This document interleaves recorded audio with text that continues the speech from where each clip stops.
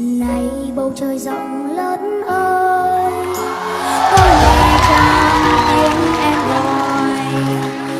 Mẹ giờ này ở chốn nào? Con đang mong nhớ về mẹ.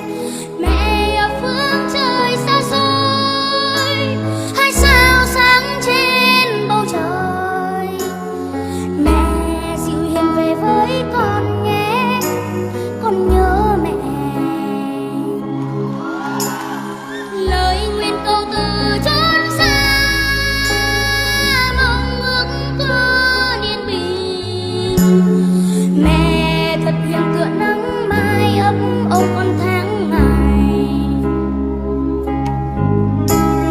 Nhìn cánh đồng xa xanh, con nhớ thương về mẹ. Mẹ ngồi buồn ở chốn xa,